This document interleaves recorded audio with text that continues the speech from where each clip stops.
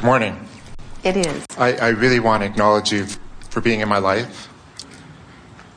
I first started listening to your tapes about a year ago, and right now I'm in an inquiry around fine-tuning the law of deliberate creation along with allowing. And I'm working on daily workshops, as you talk about in the beginner tapes. And so every day I'm creating 3 things for myself. And yet, in one of your later programs, you're talking about how sometimes when you think about something too much, focus on it too much, you actually allow in some resistance towards it. It's exactly what we're talking about here, isn't it? Yeah. That when you pick up a subject, if it's a subject that you've already been practicing, however you've practiced it's going to be dominant. Yeah, that's right. And so sometimes it's easier to choose another subject that is already vibrating in a place that you prefer, get that vibration going first, and then when you pick up that stick, maybe if you've practiced the other vibration long enough, a different part of that subject will be activated within you. Mm-hmm. For example, let's say that the subject that you're working on is dollars. And you have dollars, you just don't have as many dollars as you want. And you have a new relationship with someone who has activated your desire for more abundance, more things, more freedom. And as you feel this activated, you're feeling some shortage and you don't quite know where to go. So you say, well, I'm going to do a workshop or a visualization, a virtual reality on having more money. But when you think about it, you can feel the discord or the discomfort within you. So then you say, well, I think I won't think about money as such. Now, let us show you an exercise that will guide you in a short period of time into a much better feeling vibration. You pick the subject. If you want it to be about money, that's fine. You pick the subject, and we're just going to offer a sequence of questions to you. And as you feel the answer born within you as a result of the question, you'll feel your vibration shifting. You'll all see what we mean as we move along. Great. So yeah. Pick a subject that you would like to deactivate one aspect of it and activate another aspect of it. Any subject. Dollars is a good one. All right. So does the knee-jerk response you have when you hear the word dollars or when you focus upon that subject, does it feel like freedom and adventure, or does it feel like uncertainty and maybe a little more hard work than I'm wanting? That's a good question. Don't spend too long on the answer, okay. Because it's uncertainty and it's exciting. Which is more dominant, freedom or uncertainty? We know you know which one you want it to be. We're asking you where it is right now. Do dollars feel like free and adventure and fun and no question, right, or does it feel like tentative, a little guarded, a little worried, a little vulnerable? The latter, a little guarded, a little worried. All right, so now, that's the subject of dollars. Now, when you think about your life, do you feel successful or unsuccessful? Unsuccessful. When you think about your potential, do you feel optimistic or pessimistic? My potential, optimistic. Yeah. Extremely optimistic. Yes, yeah. You do, don't you? Yeah. And so now, as you approach this subject of dollars, having activated that very real feeling of optimism that's within you, does your financial future feel fun or worrisome? Very fun. It does, doesn't it? So already, just by posing questions from your place where you could feel your dominant place being one of well-being, as you discovered that, now when you revisit what feels almost like the same question, you answer truthfully in a very different way, don't you? In other words, just by asking yourself some questions that activated you a little differently. So now, when you think about the subject of travel, does it feel like something that is possible or impossible? Completely possible. When you think about the subject of financial freedom, does it feel like something that is plausible or implausible? Plausible. When you think about finding some way of bringing dollars into your experience, does it feel like something that you're looking forward to or something that you're worried about? Looking forward to it. When you think about money, does money feel to you like something that is life-giving or life-draining? Life-giving. It is. Yeah. What you are speaking and what you are feeling absolutely is accurate. In other words, just in that little short period of time, by making a decision, now we helped out because we asked questions. We knew the answers to the questions before we asked them, but so do you. In other words, you know when you think of this friend that it's going to make your heart sing, and when you think of this friend, it's going to evoke worry. You know that when you're going to think of this piece of clothing, you're going to feel this way, and when you think of this piece of clothing, you're going to feel this way. Right. You know how you feel about all things, and so what we're suggesting here is that because you know, you start definitively choosing things that you know will make you feel good when you choose them. That you start treating yourself like we do. You ask questions that you know the answer will feel good when it comes. Bring us back round to where we are. Okay. Before I do that, I wanted to mention something earlier. That I don't have much experience with seeing people's auras, but you have an intense aura. Do you get that? I mean, I was looking at you, and it's bright yellow. And then I looked at Jerry, and it's the same thing. It's like glowing from you. It's really wild. Right? And at first I thought my eyes were playing tricks on me, and I'm banging my head and rubbing my eyes. And then at break I was talking to two friends that came with me, and they said the same thing. It's like, it's not me, it's you. Where does that come from? Well, it is energy leakage. Energy leakage. All of you have that. And to the degree of your focus, in other words, we talked earlier about the momentum. So when you see aura, it is usually because there is focus that is happening, energy is flowing, and no resistance. That is usually what it means. Do different colors mean different things?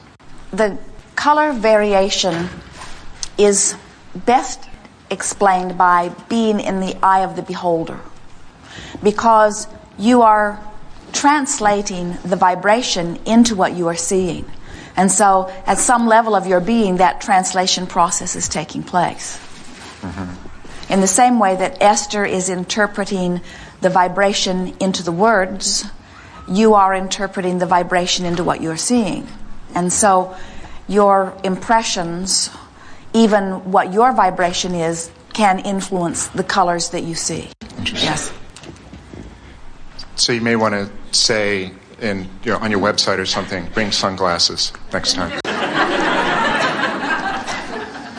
Depends upon where you are. Everyone does not see it. And that does not mean that they are broken. Right. Yes. So thank you for that. Yes. So what we were talking about before, the way I interpreted it was to ask myself powerful questions around dollars and what it means for me. But what we are talking about is you do not necessarily want to go to the subject of your greatest concern and begin asking yourself questions, because that may very well just activate the vibration that is already not serving you.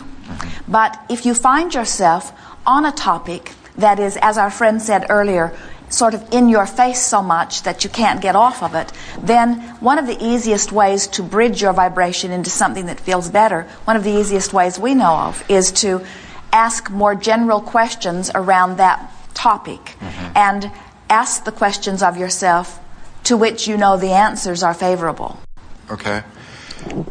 Within that, so you're saying basically, if I'm doing my workshops, as long as I'm feeling good about it, creating it daily or whatever is okay. But yes, if I'm bringing up negative thoughts, to let it go and there's something else that we're saying to you. We want you to go to your creative workshop to work on your creation, not because that is the means to the end that you want, but because this is an end that is pleasing too. In other words, we want you to mold your mind in your workshop because that feels really good. It's a wonderful use of time. Yeah. We watch all of you. You want to get finished with your work so that you can go play. Yeah. And what you really are saying is, I want to stop doing this thing I don't want to do so that I can start doing something that I do want to do. And we want you to make every moment a moment where you're doing something that you do want to do. No matter what, if you're at work, then you're looking for positive aspects there. If you are visiting with a friend, you are looking for positive aspects there. In other words, you're not enduring this uncomfortable moment on your way to another that hopefully will be better. You are mining this moment for all that it could give you. And once you get in the spirit of that, the yield from your moments is profound. Do you have a recommendation around whether it's more powerful in creating in the workshop something that's very defined and specific? Like Here if is I have, the rule or of thumb. just general, like, be as specific as you can be and still feel good.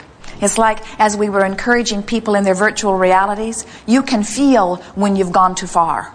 In other words, you can feel when it's still open and feeling good, and you can feel when you add that one little element that mutes the joy a little. That's why by trial and error, you just keep raising your vibration into newer and clearer places. It's the rule of thumb is be as specific as you can be and still feel good. Now, there's a whole world out there and a lot of things that you've tried to teach yourself that says something like, but I should face reality. I should tell it like it is. I should tell the truth. I should be honest. And what we are saying is sometimes that blatant honesty of telling it like it is just keeps a vibration alive that won't let what you want in. And so we're suggesting less honesty. We're not suggesting falsehood because you cannot falsely vibrate. We are suggesting more focus upon the things that honestly please you and less focus upon the things that honestly displease you. In other words, there are a lot of truths out there that are really in vibrational harmony with your well-being. Like the fact that well-being is dominant, and like the fact that there is much more wellness on your planet, even among humans, than there is sickness. And about the fact that there is abundance flowing rampantly, and that you have never lived in a time more potential to give you a glorious life experience. And on and on and on. In other words, if you want to be factual, just be selective in the facts that you truthfully focus upon. Yes. Great. When someone says, well, I got to be honest with you, what they always are saying is, I'm going to tell you some bad news, and I'm going to cover it up under the guise of it being honest, so therefore it is something that we should all talk about. So when someone says, well, let me be honest with you, say, can it be honest and good feeling at the same time? Or does honesty always have to be bad news? Yes. It also implies that all the other times are not being honest. That's what Jerry says. When someone says, I'm going to tell you the truth, then he's suspect. even of this moment. Yes. So when I'm starting to see results, or what I think are results, it's okay to question that. Like, oh my God, is it actually happening? Or is this my imagination? Or is it not happening? Well, it's all right to question it, but in time, you won't want to question it anymore because you'll just know. In other words, we are so looking forward to you anticipating the unfolding of your life in the way that we are. There's not any reason for doubt whatsoever.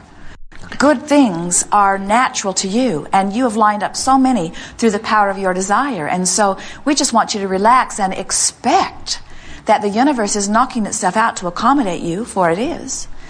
And yet physical beings who have forgotten about this energy flow and are not really paying too much attention to the way they feel, begin to notice that when they see that and they feel good, then they say, yes, more of that. But when they see that and they feel bad, they say, oh, let's have less of that. And then they begin wanting to do the impossible, which is to control the conditions so that all they're left are with conditions that feel good.